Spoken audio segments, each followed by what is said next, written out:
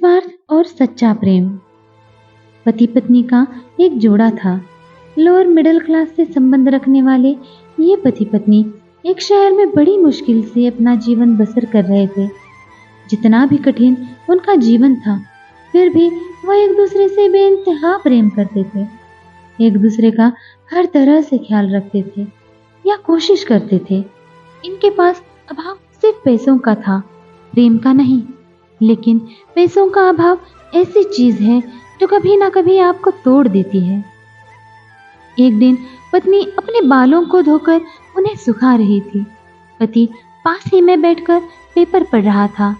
पत्नी ने अपने पति से कहा, भगवान ने मुझे कितने सुंदर और लंबे बाल दिए हैं, लेकिन इन्हें लगाने के लिए घर में एक पिन तक नहीं है। आप मुझे एक पिन खरीद कर ला कर दीजिए ना। पत्नी की बात सुनकर पति का मुंह थोड़ा उतर गया।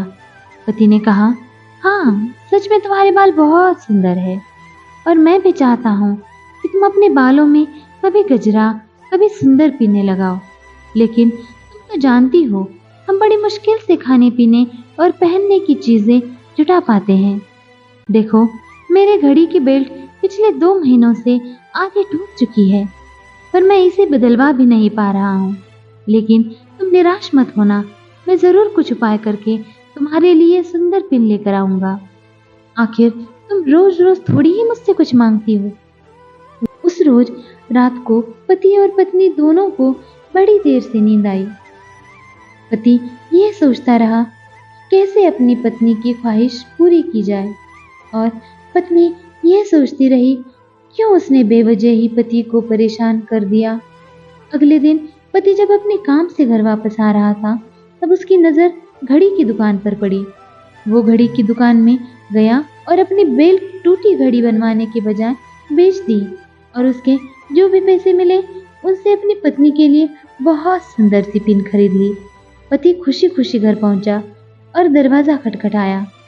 पत्नी ने जब दरवाजा खोला तो पति अपनी पत्नी को थोड़ी देर तक एकटक देखता ही रह गया। पत्नी बोली, ऐसे क्या भूत की तरह आंखें बड़ी करके देख रहे हैं मुझे? सिर्फ बाल ही तो कटाए हैं मैंने। पत्नी पति को घर के अंदर ले गई और पूरी बात बताते हुए बोली, आज मैंने अपने बाल कटवा दिए, और कमाल की बात यह है कि उनके मुझे अच्छे खासे पैसे भी मिले, जिनसे मैंने आपके लिए ये घड़ी खरीदी है। पत्नी ने घड़ी पति के हाथ में पहना दी। पति की आंखें नम हो गई। पति ने भी सारी बात बताकर वो सुंदर पिन पत्नी के बालों में लगा दी, जिससे पत्नी का भी दिल भर आया और दोनों प्यार से एक दूसरे के गले लग गए।